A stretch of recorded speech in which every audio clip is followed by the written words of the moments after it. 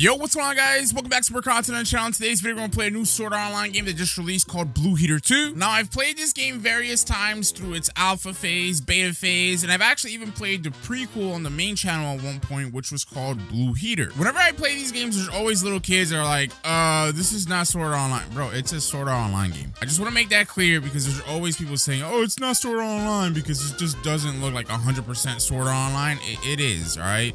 Blue Heater 1 was the same way. They're just trying to avoid copyright, so they say it's inspired by like SAO and stuff like that. But the game is finally out, and now everybody can play. It's averaging about 8,000 to 9,000 players, which is pretty decent for a game that really has not gotten a lot of coverage. In fact, I think I was like one of the only ones predominantly making content on the game in alpha and beta. But yeah, hopefully you guys happen to enjoy this video. If you guys want to see this game be a series here on the channel, I can definitely do that. Just drop a like on the video and support your boy. All right, guys. So we are in game. I'm excited to see if they've actually reset us. Probably not, right? Oh, yes, they have. Yo, imagine grinding like crazy in the beta and alpha phase just to get reset on public release. That's crazy, twin. I'm not gonna lie, but I'll keep my character as is. Well, I can show you guys the customization. So you can pick your different race, as you guys can see. I picked demon because you get 5% health on each kill. But they got different races. You can get like mana on each kill. You can get 10% crit rate chance each kill.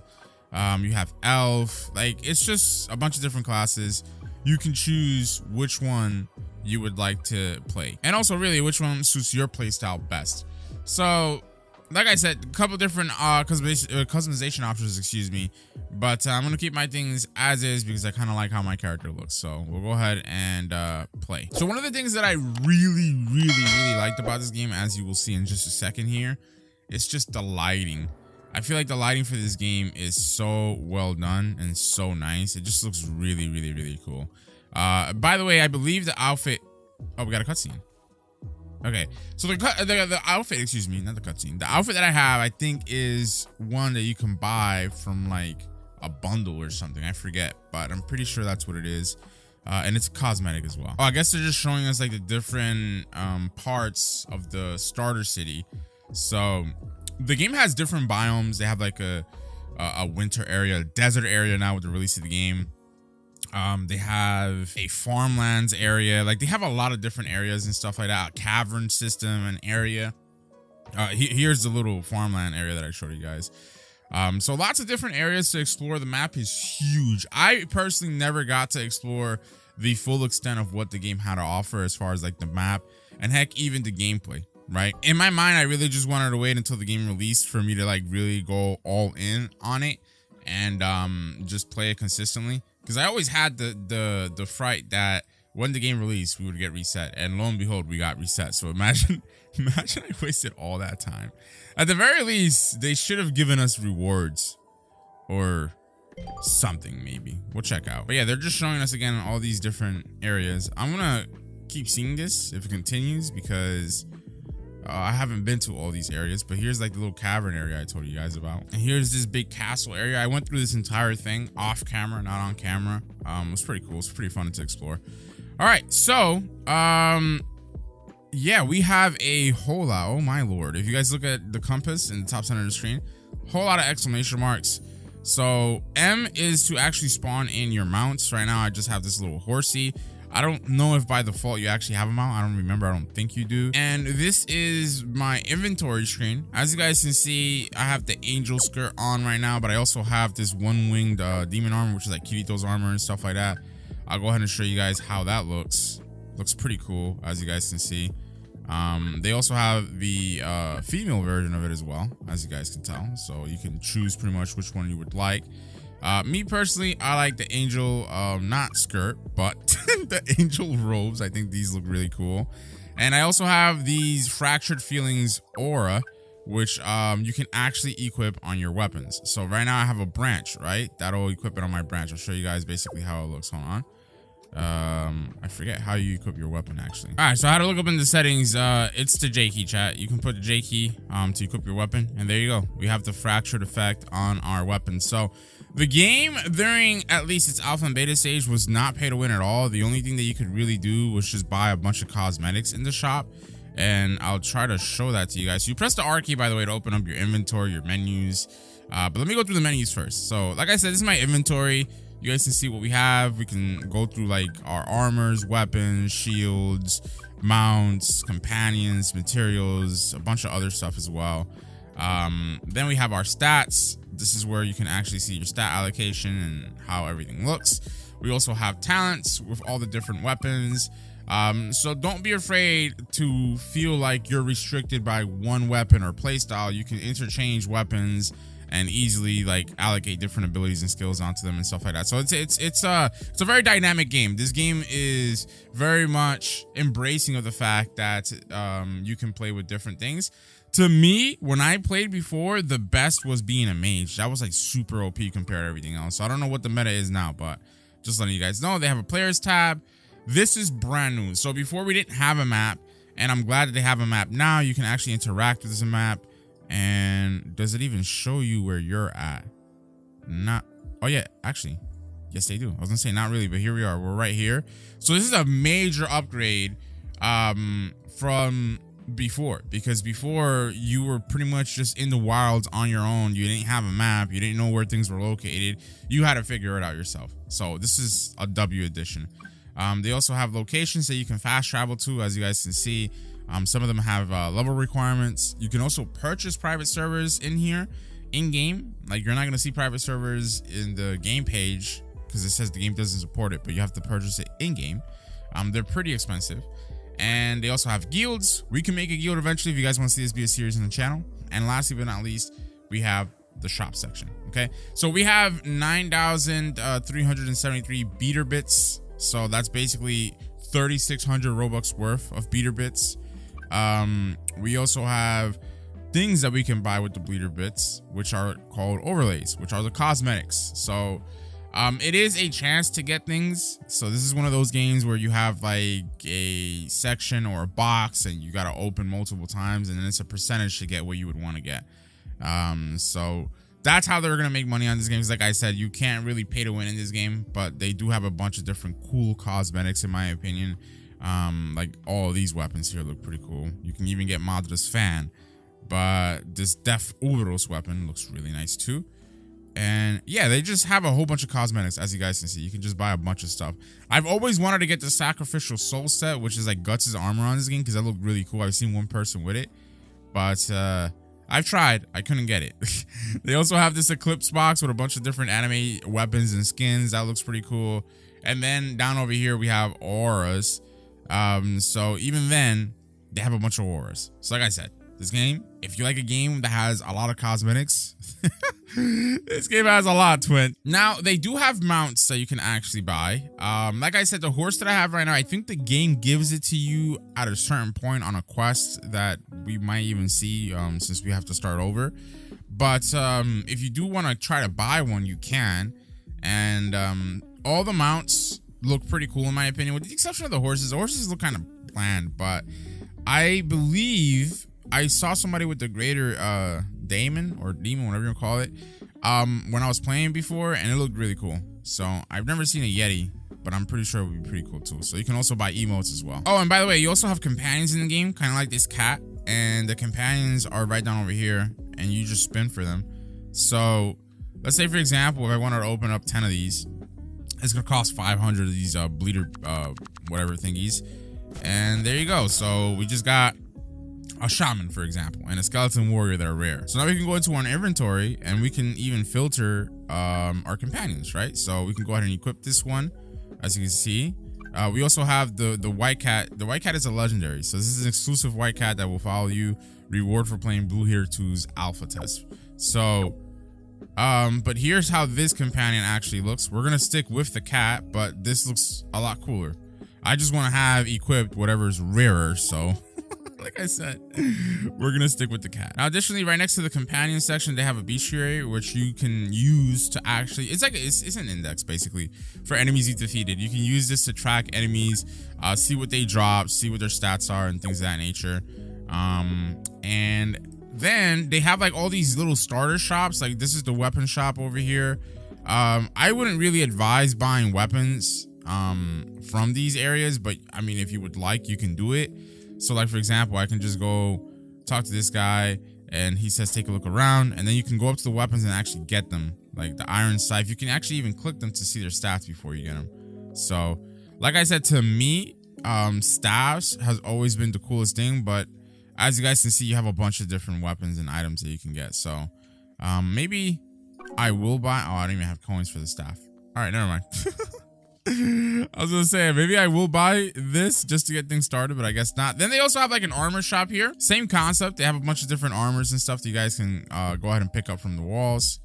And then you can actually even recolor your armors should you want to do it. Like, for example, if I want to recolor this equipment piece that I have, I can, right? Like I can make this like black and make the trim like red or something. Like it's a lot of stuff that you can do in this game with like items, cosmetics, and things of that nature. Lastly, in the starter area, I'm just going through all this in case if any of you guys are noobs and don't know anything. They have like this meat shop where you're able to buy things to heal you up. This I was actually purchasing from a little bit. So he says, what are you looking at? What is even is your job? I'm here to deter would-be troublemakers. If that's not good enough, whatever. Anyways, actually, I forgot how to even buy the stuff from this meat shop, but if I remember correctly, at least when I played, you were able to buy meat to actually heal yourself up, but don't quote me on that. Anyway, let's do our first quest. Finally, right? So, E3, what's up? Like the game and join the group. Yeah, I've liked it and I joined the group. It doesn't seem so. Oh, my bad. You caught me in a lie, twin. You really did. Oh, by the way, like I said, the day and time, well, the time of day right now is not the best to actually visualize this, but bro, lighting in this game is fire. Like there's a point in day where the light hits here and it just looks beautiful looking at this. Like it's just so nice. So this is our first quest. All right, we're in the hilltop area.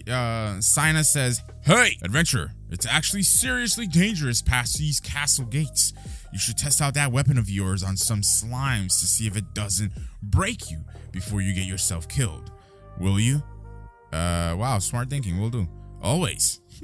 So if you guys notice, one of the rewards for completing this quest was actually an ability. That's how you'll get most of your abilities in this game, is actually by completing quest lines or quests from certain NPCs. So we just gotta go ahead and kill 3 slimes. I hope you guys take note of like how the playstyle is for having this branch, which is basically like a one-handed weapon, right? Effectively. So it's gonna work the same way as you having a sword. And the reason why I say that is because you'll see how much more superior things will be once we actually transition into being a mage. I also think it's pretty cool that they mark the quest that you're currently on green in the minimap. So you can quickly easily tell which one was the guy that gave you a quest or which quests are in progress. So he says, hey, did you deal with those slimes? Yes, I have. I think I'm ready to get past the castle gates now. Yeah, you really are. Get to explore an adventure. All right, so as you guys saw, we got that done. Right now, if we go into our inventory and go down into talents, you guys can see that I have the power strike ability. I can equip it on my first slot, and now as I have my my little branch or one-handed weapon out, I can use this ability, which is my first ability. So pretty easy, right? Also, make sure that when you get to certain areas, you unlock respawn points. They're gonna be like these little campfires, and then you can obviously, you know, set your respawn here if you would want to respawn here, or you can travel to various different locations as well. Now this NPC over here next to these stalls right across from these guards is the NPC that gives you your mount, if I remember correctly. So Signa or whatever says, hello there, adventurer. Any horses for sale? These ones here are no longer for sale, I'm afraid. Okay. However, I can tell you don't have a horse, so tell you what. There's this old horse I've been trying to sell for ages, but nobody seems interested in buying her. I'd be willing to give you her for free, but only if you're interested, of course. Yeah, of course I am. She should be northeast of here. All right, it's easy enough. So basically the horse is gonna be like somewhere around here. There it is, actually, in the right-hand corner over there. I don't know why you can change it up. I'll show you guys how you can change up the keybind, but the J key being the equip and de-equip key is like kind of like weird. Even the R key, but yeah, you see how keybinds are over here. You can actually change the key, but I'll leave it at J for now, just in case. So here's the horse. We just gotta press E on it, and now that we pressed E on it, we can go back over there. I remember exploring this and there being nothing here, but I'll go ahead and go all the way to the top and maybe there'll be a chest now. I don't really know. And nope, still nothing here. So don't bother going in here. There's nothing. No loot, no hidden chest, no nothing, brother. All right, Signa, whatever you want to call it. Have you found the old horse? Yes. There you go. So we just got our first mount. He says that's good to hear. Take care of her or him or whatever. Fine. Not a problem with me. All right, so now that we have all the cash that we do, we're gonna go back and we're gonna buy our first staff just to get things started for us. But like I said, after that, I didn't really use the shop to buy like equipments. You know, like I just ended up getting better drops and gear and stuff like that from actually doing like dungeons and things of that nature. So here we go, chat. We're gonna buy this iron staff. We're gonna purchase it. And now if I go here, I don't know if I'll be able to equip it. Oh yeah, okay. I was gonna say because it's level 2, so. Also you can remove the auras from your weapons. So just thought I'd point that out because you might think like, oh dang, I have the weapon aura tied to this weapon. No, you can just click on the weapon and then like just click on the little thingy and it'll take it out. So look how much cooler the staff actually looks on my back. And then now we'll go ahead and actually show you guys just how much better staffs are, hopefully. Right, unless things have changed than regular weapons. So remember, we're doing 3 damage before, and look, 20 damage with 1 swing. Granted, I'm comparing this to the branch, but even still, the magical power that you get from this staff is higher than the physical damage that you'll get from the one-handed short sword equivalent for like melee. But yeah, I like being a mage so much better, bro. You can kite enemies easily. You do a lot of damage. It was just far superior to anything I played with.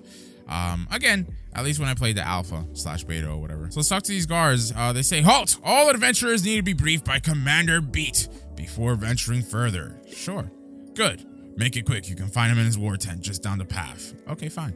Great. What a waste of space, chat. So this commander guy is going to be right down over here. And by the way, quests that you need to turn in are marked blue, as you guys can tell over here. So this is pretty lit. So we can talk to him. And he says, welcome to the war room. I'm in charge. What do you want? What is the briefing about? Our troops have discovered and mapped about 3 other castles in this land marked with red flags on the board. The castles are old and abandoned. Their front gate is closed, leaving the castles impenetrable. However, our troops found out that near each of these castles lies a bell tower, marked with blue flags on the board. You have to penetrate. Upon reaching the top of the tower, if you ring the bell, the associated castle gate will open. The gates do not stay open forever, though, as they are old and unreliable. So, get a contractor out there, too. What the hell? Right? So, as you guys can see, this is the map of the castles and stuff like that. So they also have daily missions you can accept from this.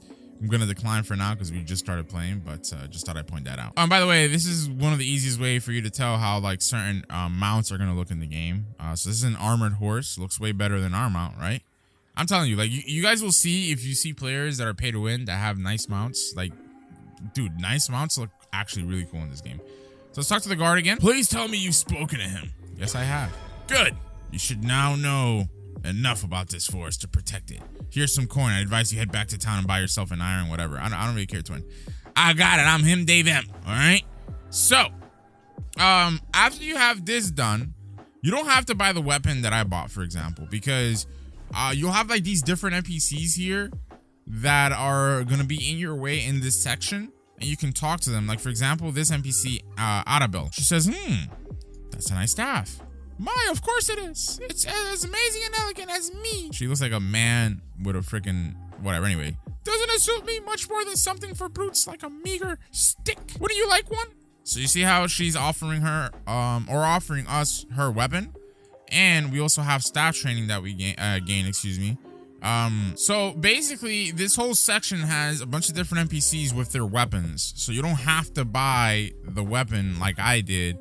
If you just want to get it for free from these NPCs here. So there's like a guy with a two-hander, a pole arm, etc, etc. So here's the iron staff, and that's really all you have to do. You got to return back to her, give it to her, and she'll give it to you.